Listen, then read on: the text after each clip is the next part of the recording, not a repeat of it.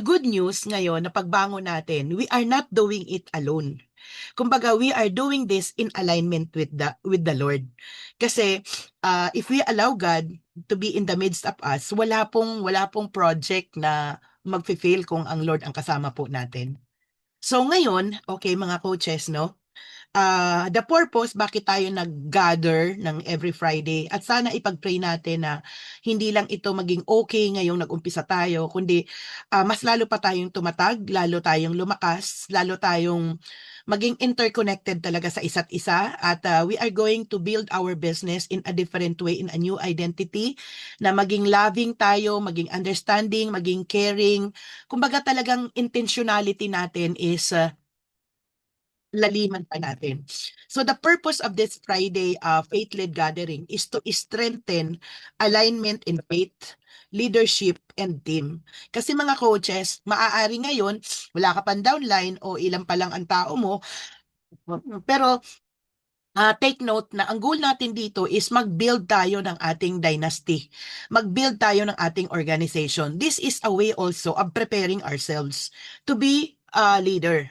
So sabi nga ganun, bago tayo maging leader, we still need to become a great follower. So that's the number one, to strengthen alignment. Sandali. Okay. Share ko po yung slides ko. So ito po yung ating pang purpose. Sorry. Hindi ko naikot.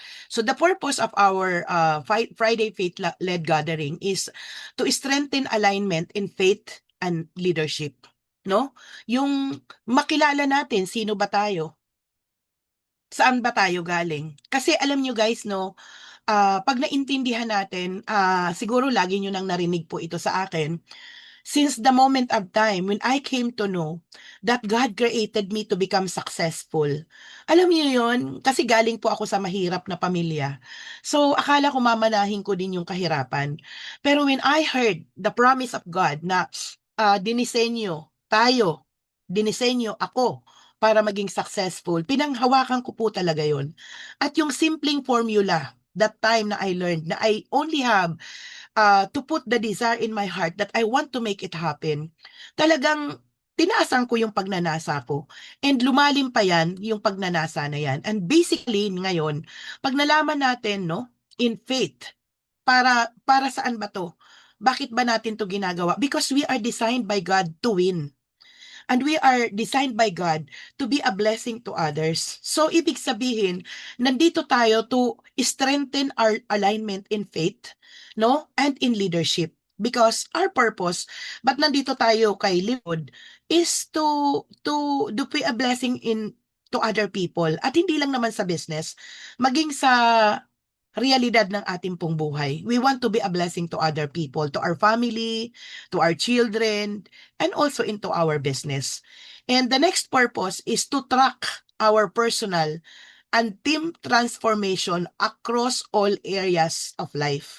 So I mentioned about heart set, a mindset muna, and we talk about our heart set, our health set, kaya tayo nasa wellness our business set, and as well as our soul set. Yung soul set na yan, dyan talaga magbo-boils down yung result ng ating mindset, ng ating puso, ng ating kalusugan, ng ating negosyo. So that's why we designed this program para matrack natin yan, yung ating personal team transformation across all areas of life. So, and then next one is to foster a solid inner circle of God-centered leaders. Ayan. So, kumbaga, leader tayo na servant leaderhood. Nandito tayo na kung saan nilalagay natin si Jesus Christ as our model. Paano ba siya nag-lead? Paano ba siya nag-disciple? Kasi basically yung business natin, para din tayo pong nagdi-disciple. 'Di ba sabi natin, get to and teach the to get to and repeat. So sabi natin, para makapag-rank up tayo, we come up with 5 leaders. Pero kung talagang gusto nating maging karoon ng solid talaga na organization, we need to come up with 12 people. At para tayong nagdi-disciple talaga din dito. So, ang tanong doon, ano yung source ng paglilid natin sa ating team? Anong batayan?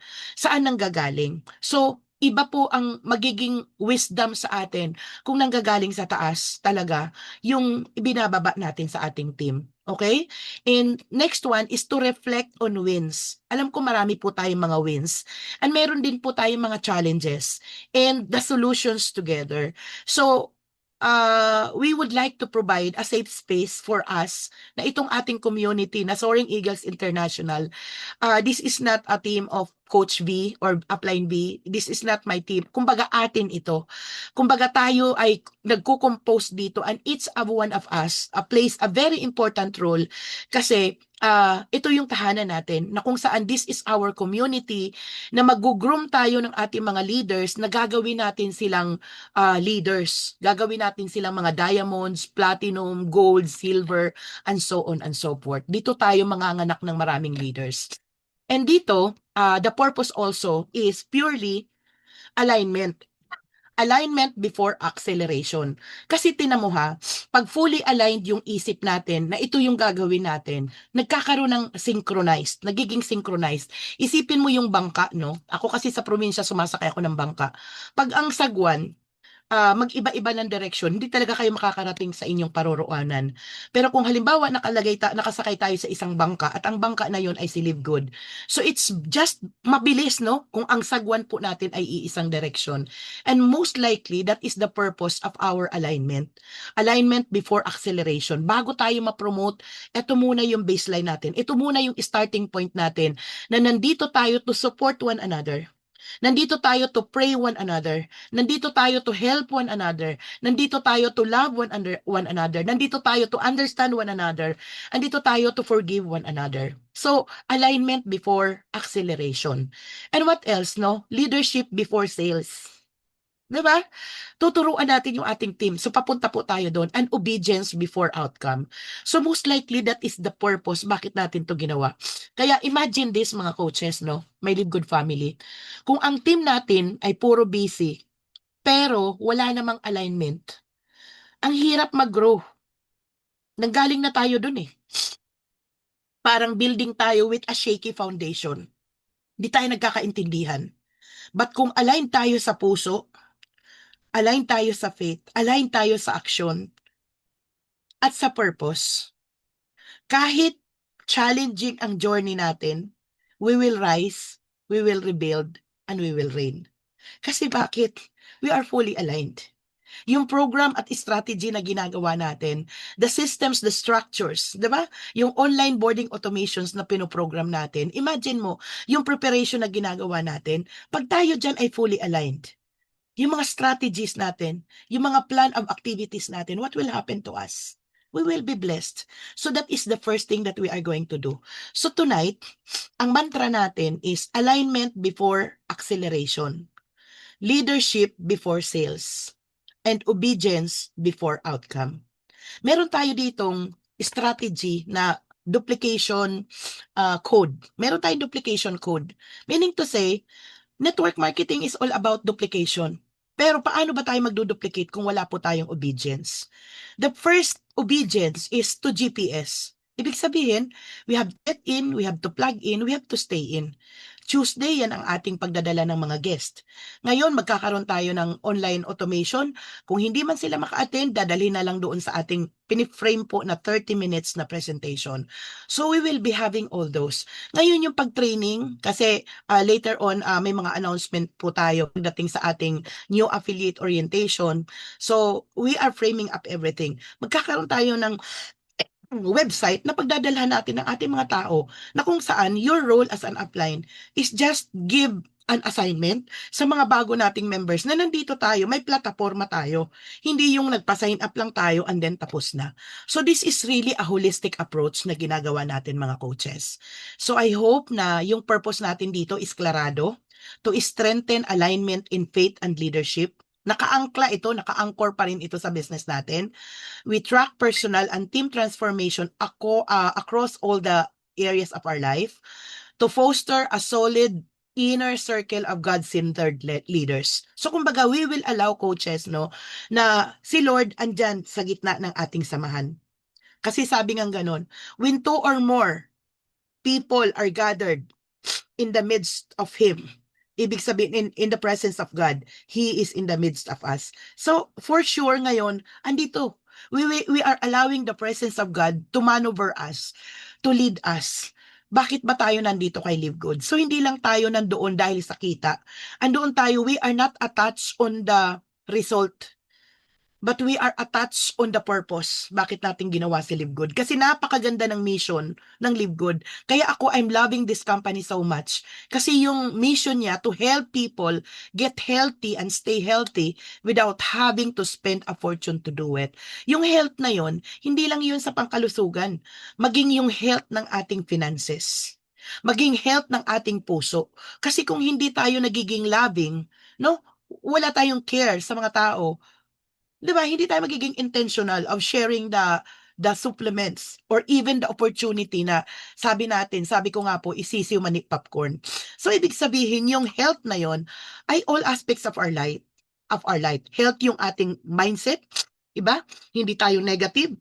Health ang ating puso, health ang ating kalusugan, health ang ating negosyo, healthy ang ating pong soul set. So, it's really a holistic, no, yung ating pong mission statement. So, ngayon, so I hope na clear sa atin to. Ngayon, let us discuss our key, 5 key sets for total transformation. So coaches, no, ito yung mga bagay na kailangan po nating medyo bigyan natin ng alignment. Okay? We got to check. Pause tayo, no? Let us check our mindset. Ano yung nasa isip mo ngayon? As an affiliate member of Live Good, as a leader of Live Good, what is the mindset that you have right now? As a member of Live Good, what is the mindset that you are right now? So, ibig sabihin, we have to think, we have to act, and decide like a leader with purpose. So, how you think and approach challenges, ibig sabihin, nagbo-boils down yan sa ating thinking, on the way we think. Sabi nga ni Harv D. Eker, our mindset leads to our thoughts leads to our feelings, and our feelings leads to our action, and action leads to our results. So yung mindset na yan talaga yung pinakaugat sa lahat bago tayo mamunga. Ngayon dito tayo madalas nagkakamali. Example, small mindset. Yung pag-iisip na yung success is overnight. Yung pag-iisip na kikita tayo, yayaman tayo na walang gagawin. Those are wrong mindsets. Sa Live Good, marami sa ating team, even talented, even magagaling, matatalino, hindi nag-grow kasi kulang sa mindset. Kumbaga parang yung paniniwala, yung thinking, na maaaring hindi talaga, excuse me ha, ano lang ako. So, ibig sabihin, excuse me. Okay. So that's the first thing. We have to check and balance on our mindset. And we have always to monitor that. Kailangan talaga nating chine-check yan. So number 2 is the heart set. Ito yung building empathy. Building love, integrity in all relationships. So, grabe no, when I get to focus on my transformational journey, ang dami ko talagang mga learning. And when naramdaman ko yung full alignment sa akin, parang andun yung desire ko talaga na ma-impart ko ito sa inyo. Kasi as you know, I've been through with the personality growth mastery. And itong mga binabanggit ko po sa inyo, ito yung mga bagay na natutunan ko din talaga ng mas malalim. So dito sa ating heart set, how we love, how we relate and serve others, it's all about heart set. Kung hindi align ang heart natin, kahit may skills, no, hindi siya nagiging sustainable. Kasi yung puso natin, nagiging impure. Hindi siya nagiging pure. Nagkakaroon ng attrition dahil kulang sa emotional intelligence. So yung heart natin na yan, ang laking factor niyan sa pagbibuild natin ng ating business. Kung tayo ba ay nagiging makasarili, tayo ba ay, alam mo yun, masyado ba tayong nakafocus na lang sa negosyo. So yung heart set natin, it really plays a very important role in building our business na nagiging fully aligned. And next one is the health set. Your energy and discipline. Diyan yan nakafocus. That you are going to take good care of your body. Ako medyo guilty po ako dito kasi parang hindi na ako nakakapag-Zumba for over a month. Although, nakakapag-stretching naman ako, pero yung kagaya ng ginagawa ko dati, parang gusto kong ibalik uli yon. Kasi hindi sapat na nagtitake lang tayo ng supplements kung hindi naman tayo nag-e-exercise. And even yung proper sleep. Okay? So, we have to be very intentional on this, no? Kasi kagaya, halimbawa, ako na lang, guilty ako dyan. Ang dami kong mga plano, pero since hindi rin ako disiplinado sa tulog, ang daming mga dapat ayusin. Although aware na ako ng ganun still hindi ko pa rin na-i-execute. Pero yung awareness na meron sa akin, yun ang nakakatulong para i-balanse. So that's all, the same applies to all of us na kahit alam na natin to, sasablay at sasablay tayo Kasi tao lang tayo. We are imperfect. Pero yung awareness natin, okay, meron tayong Friday Faith-Led Gathering. Ang purpose natin dito is to balance everything. So dito, yun yung agenda natin. And yung health set natin is to care for our body, our energy, and also our discipline. So meaning to say, your energy and discipline ay nagmamatter dito. Alam nyo na pag drained na tayo, hindi mo na ma-inspire ang sarili mo, hindi ka na rin makakapag-inspire sa team mo. Naintindihan po? So, that's the health set. And number 4 is the business set. Ito yung pag-strategize, pag-execute, and serve your team and community. So, yung ano natin, yung community natin na Soaring Eagles International, the purpose of that is to serve our team, to educate our team. 'Di ba? Para maturuan natin sila, ma-equip natin sila, ma-guide natin sila. Ano yung proper execution? Ano yung proper strategy? What are the proper approaches? What are the proper courses of action para gawin natin yung business ng maayos? So dito nagbabase yung business set, yung skills at saka yung execution. Kaya naman sumasablay talaga yung marami kasi kulang sa skills. Kaya yung execution mali kasi lack of skills nga Kaya yung execution nagiging mali. Kagaya na lang yung naging rampant na attrition natin. Ang pinaka-cause doon, sobrang mali yung skills na naibigay. Kikita ka ng walang gagawin. Kaya talaga, ngayon, mararamdaman natin yan, a lot of people are still, magkakaroon pa rin yan ng attrition. Tuloy-tuloy pa rin yan hanggat hindi natin na-educate ang tao ng tama. Kaya dito sa business natin, let us promote education is the next evolution. Education is the next big height. Na ibig sabihin, yung business natin, walang kurso, walang qualification, great equalizer, kahit sino pwede dito. Pero kung gusto mong ma-achieve yung professional income, magpaka-professional talaga tayo. Ibig sabihin, aaralin natin yan from the mindset to the skill set to the strategy to the personal growth mastery to the leadership development para yung business natin lumago. Hindi tayo maging stagnant. And last one, no? The last one is, so ibig sabihin etong ating business set, kung kulang tayo diyan kulang tayo sa strategy or maybe kulang tayo sa skills, takot tayo sa closing, takot tayo sa follow-up, takot tayo sa prospecting. Isa man diyan ang kulang, 'di ba? At kahit aligned ang mindset at ang heart natin, hindi pa rin natin yan mapu-fully achieve kasi there is one certain aspect na kulang. That is why, in the journey of our transformation, we have to check and balance all areas of life on the mindset, on the heart set, on the health set, on the business set, and most especially on the soul set. Okay? So I hope nagme-make sense po itong ating gathering. And the last one is the soul set. Yung soul set natin, ito yung main focus natin for tonight. This is to deepen our faith, our devotion, and spiritual alignment with God. Wow, praise God, di ba? Deepen our faith, our devotion, and spiritual alignment with God. So, your spiritual alignment with God, yan yung nag-aangkor sa atin. That is the one that anchors us. Anchors us.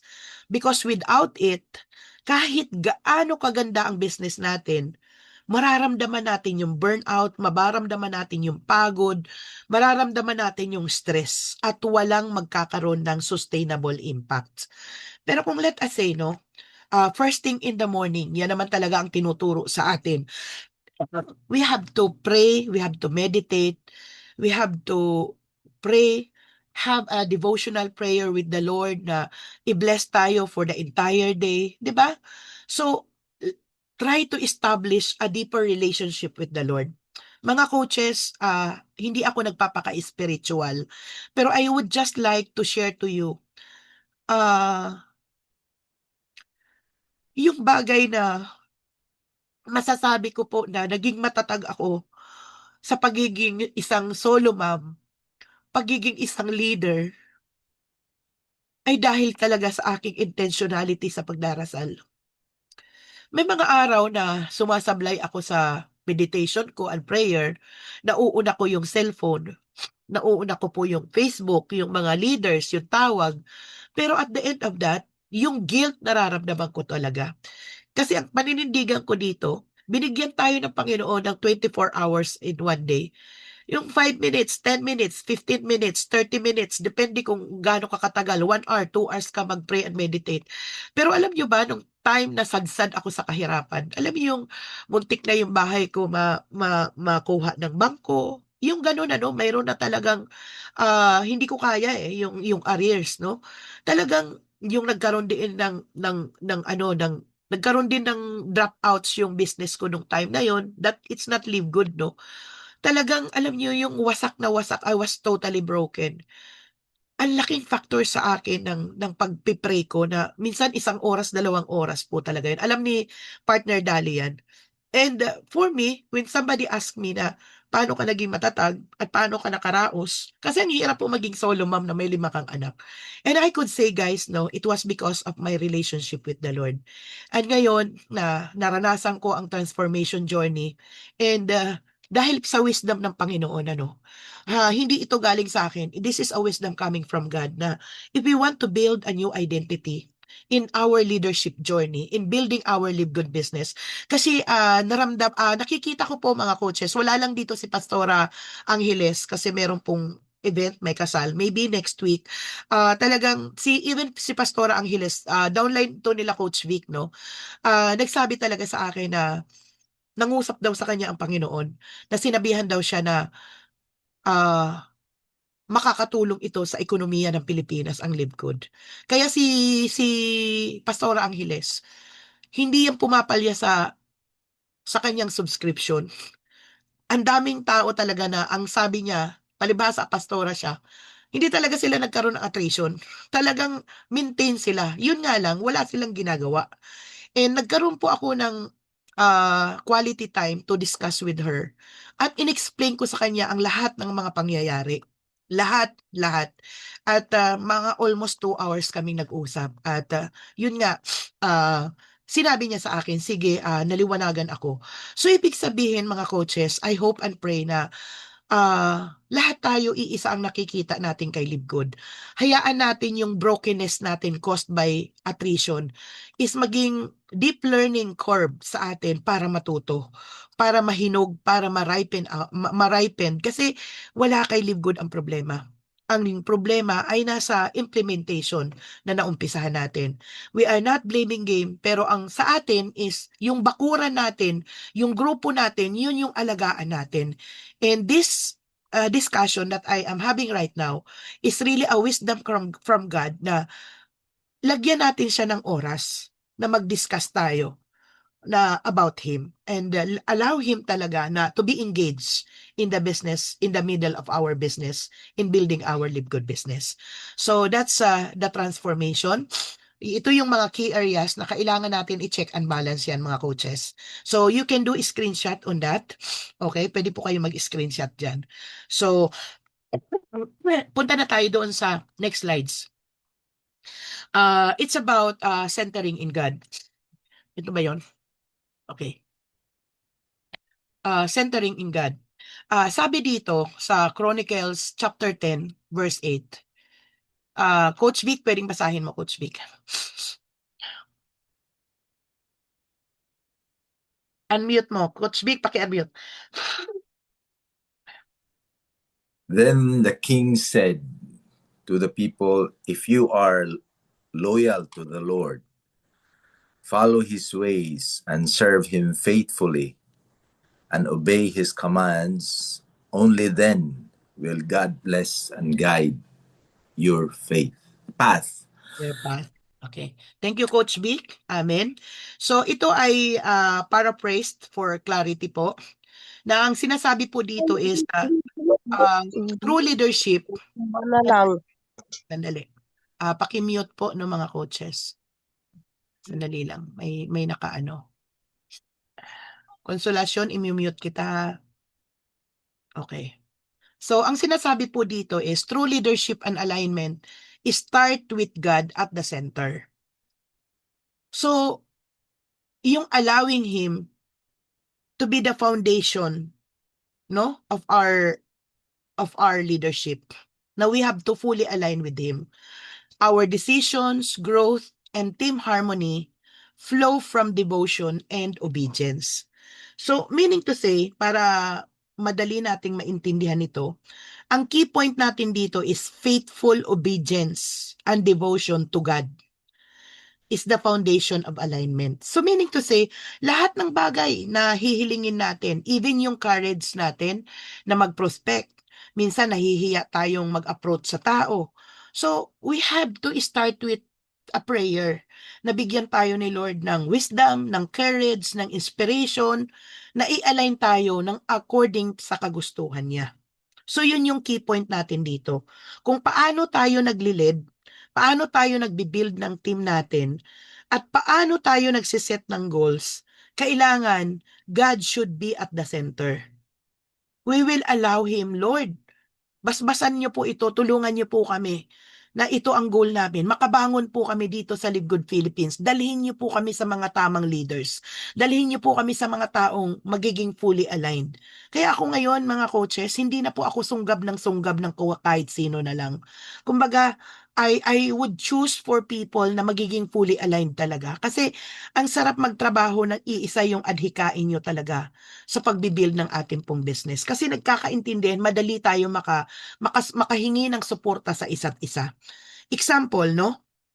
Pag nag-focus ka lang sa sales at sa strategy pero wala doon yung faith, wala doon yung heart, malakas yung chance na hindi talaga maging sustainable yung success natin.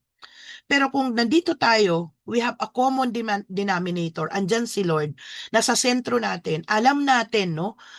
We are designed to succeed. We are designed by Him to become a winner. So hindi tayo susuko. At alam natin na He is an unlimited God. He is a sovereign God. He is a miraculous God. So everything is possible with Him.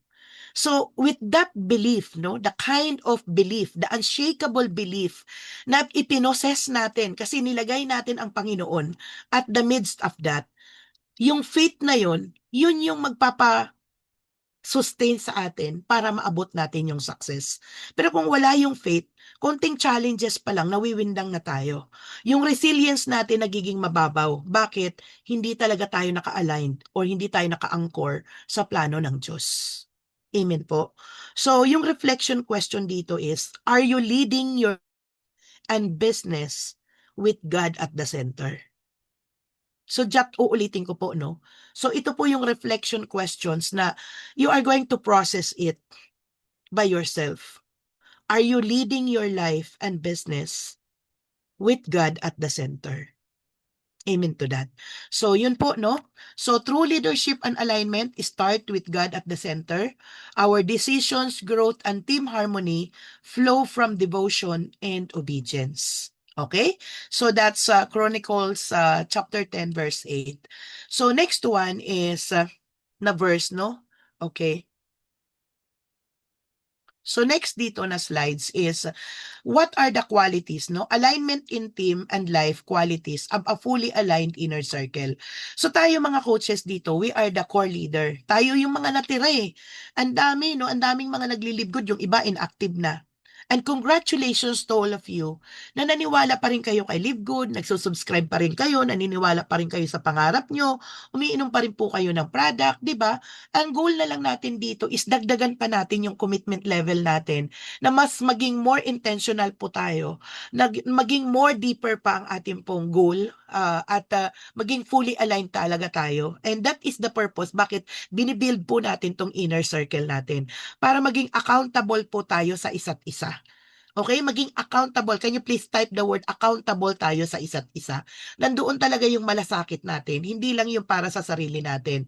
So the qualities of a fully aligned inner circle, number 1 is the heart for God. Put God first in decision, leadership, and in life. So isa ito sa mga bagong identity that we are going to incorporate, no? To embed in building our business. So kumbaga, let us put God, no? To be in the midst of us. Kumbaga yung espiritu ng Diyos manatili sa gitna ng buhay natin para yung soul natin, yung isip natin, yung willingness natin, yung damdamin natin, makaapekto yan sa ating body na naka-align sa spirit na naka-anchor sa gitna ng puso natin. And number 2 is the objectivity. The objectivity. So, ibig sabihin sa heart for God is putting God first in every decision. Tanungin muna natin si Lord, Lord, tama ba tong desisyon na gagawin ko? Lord, tama ba to? Lord, sino ba yung tao na dapat kong kausapin? Something ganon, ano? So, ma-discern natin yung mga kasama natin, yung ma-discern natin yung mga bagay na dapat natin i-take into consideration. And number 2 is the objectivity. So, kailangan makita natin yung both pros and cons. Make wise and balanced choices. So, talagang maging objective po tayo. Hindi po tayo maging subjective. Nandito tayo with the intention. Alam natin kung ano yung mga consequences. Like for example, alam na natin na bawal ang hyping sa pagbi-build ng network, no? Huwag na nating ulitin 'yon kasi alam na natin yung magiging pros and cons noon. Okay? So make wise choices. Kaya ako, since time immemorial, when I heard about that hyping talaga, I was totally against it.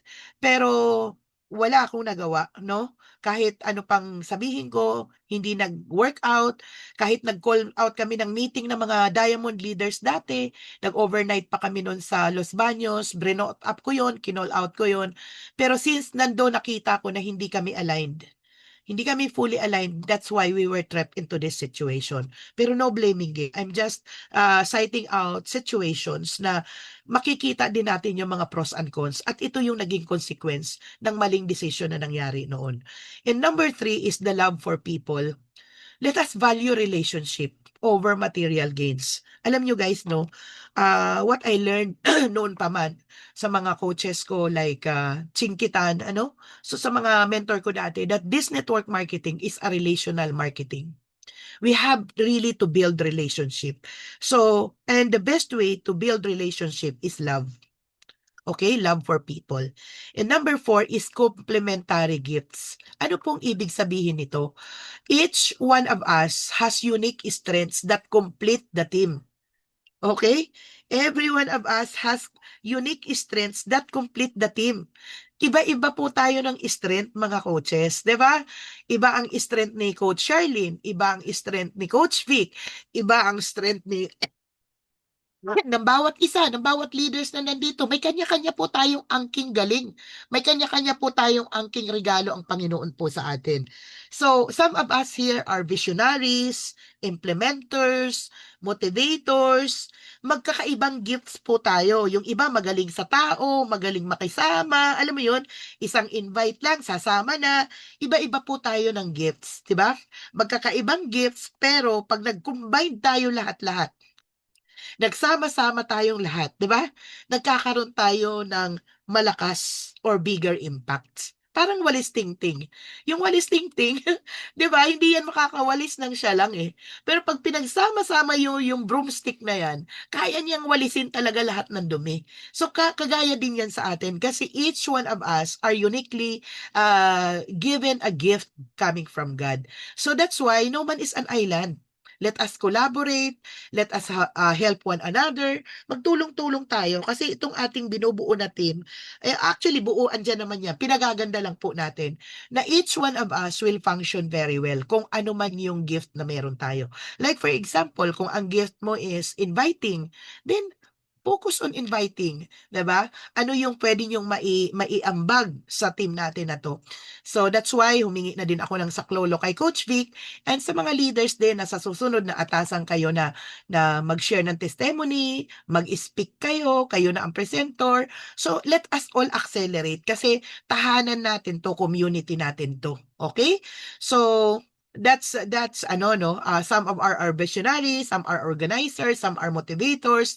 Together the team functions like a well-oiled machine. Grabe yun, ano? So, nagkakaroon talaga siya ng bigger impact. And number 5 is commitment to growth. Commitment to growth. Ibig sabihin, tayong lahat dito, open tayo sa feedback.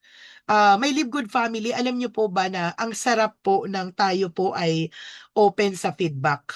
Ang feedback, hindi po yun criticism. Yan po yung ah, pagbibigay no ng honest feedback no na pwede nating tingnan kung tama ba o mali, madidiscern naman po natin yon. So pero yung commitment to growth kasama po yung feedback. Kasi may mga ibang tao na they don't open for feedback. Parang ang akala nila sa feedback is criticism. Pero ang totoo, that's a great opportunity for us to grow. Commitment to growth, ibig sabihin, andyan yung learning. Lagi ko pong sinasabi sa inyo, no, na marami na tayong alam. Yes, sobrang dami na nating alam. Pero lagi nating tatandaan, marami pa rin tayo, mas marami pa rin tayong hindi alam. Especially now in the fast-changing world, andyan na po yung AI. Andyan na po, ang dami na pong mga AI ngayon na applications. Ang dami na po, iba-iba na.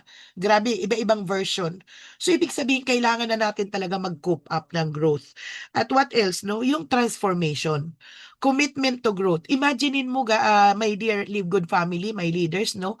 Pag naayos natin yung all areas of our life, from the mindset, na-improve natin yan, yung ating heart set, wala na tayong galit, wala na tayong puot, mapagpatawad na tayo, maging loving na tayo, alam mo, humble na tayo, wala na tayong mga pride, wala na tayong ego. Bakit? Si Lord na naging possess sa atin no? Yung ating health set, nagpaka-healthy na tayo, nagwo-walk na talaga tayo, nag-exercise na tayo, kumakain na tayo ng tama, hindi na tayo mahilig sa matatamis, 'di ba? Bawal na tayo sa mga maaalat, sa mga pagkaing bawal. So kumbaga parang alam na natin na we are working on it intentionally. And then to the business set. Kung dati hindi tayo nagte-take action, hindi tayo nakikialam sa ating organization, ngayon talagang nagiging more intentional na tayo.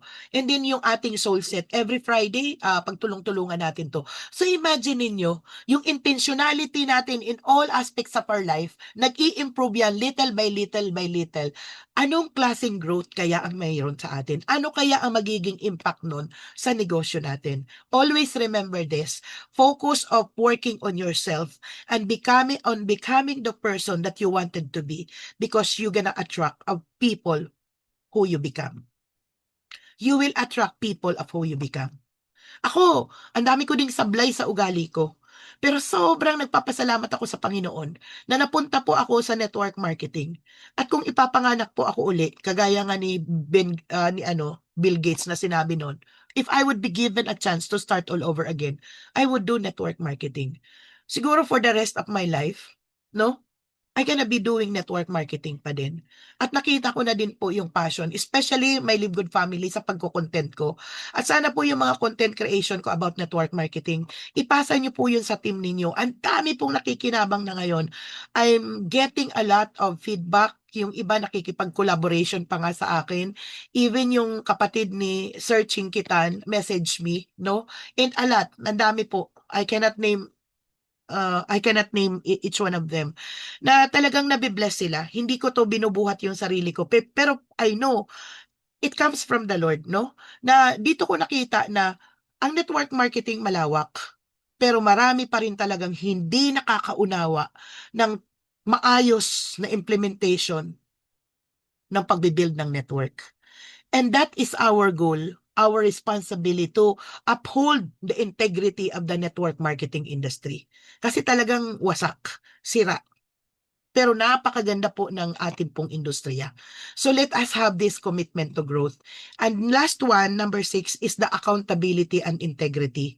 Stand for what is right even when it is difficult, even when it is hard. So we are not perfect, yes, but we can always be better. We can always be better. Always remember that. Tao lamang po tayo. So that's for that slides. Now let's go to the next. And dito, we're gonna talk about Proverbs chapter 27, verse 23 to 24. Coach Charlene, can I ask you to please read this?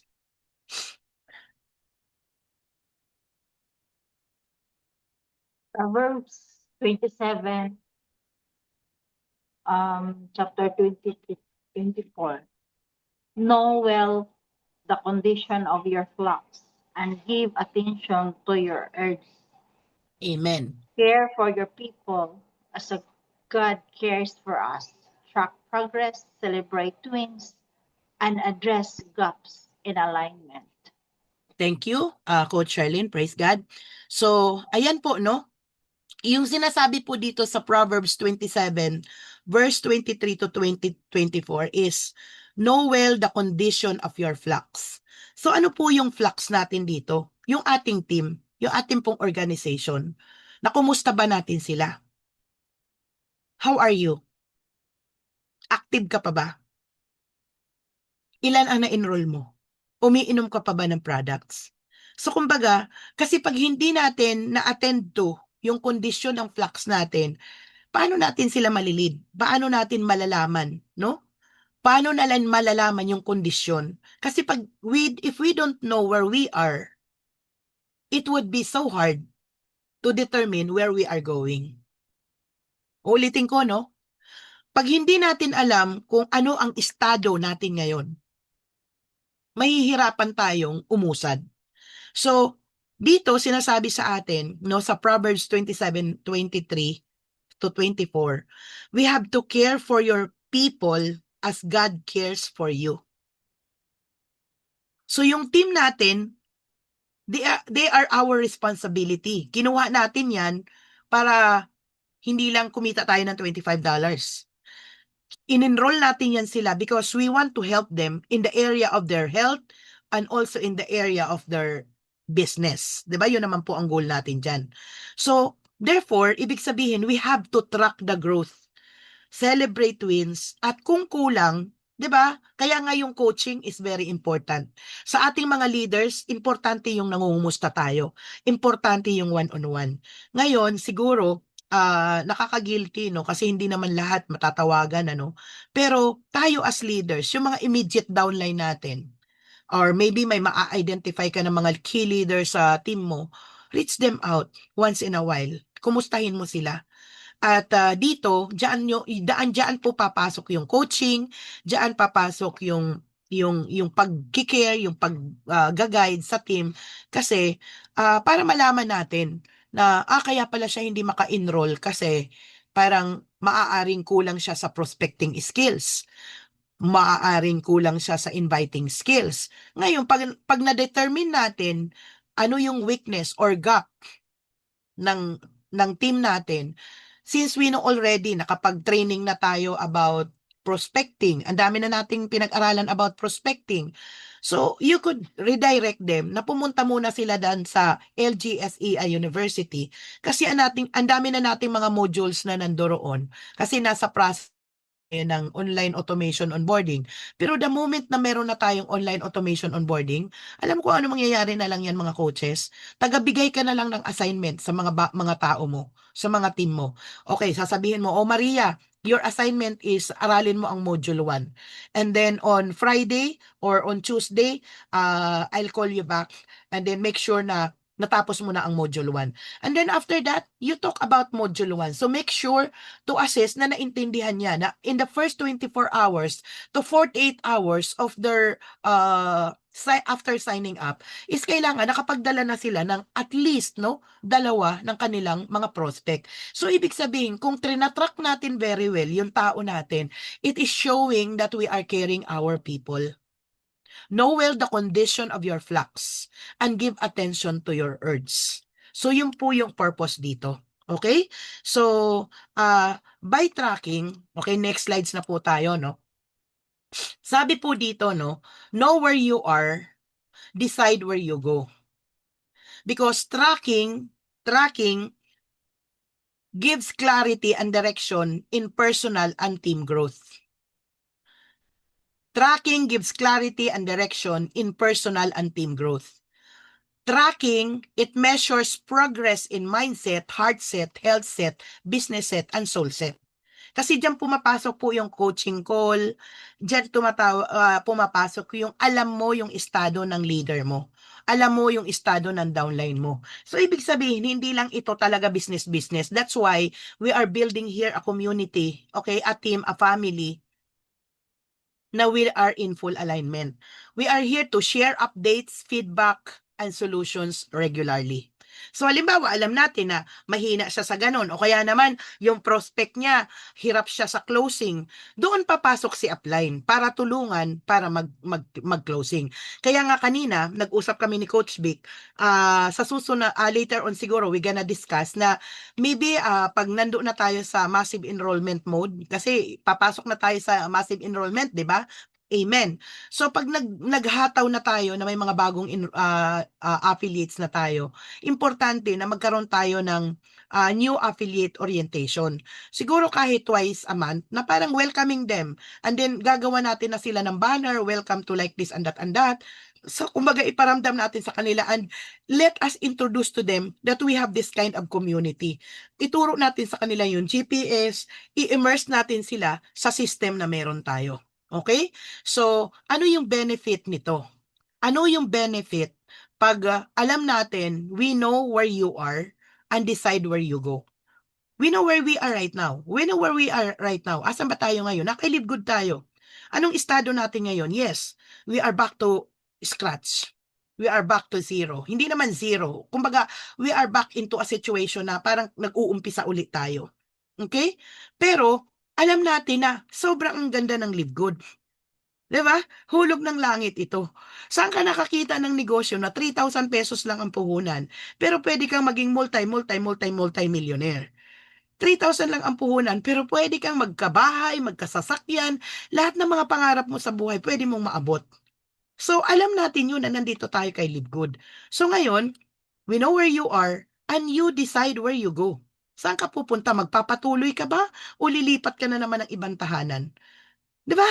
So, ibig sabihin, where you gonna go?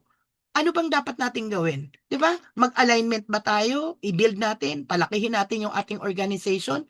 Yun po yung magiging benefit ng ating ginagawa ngayon.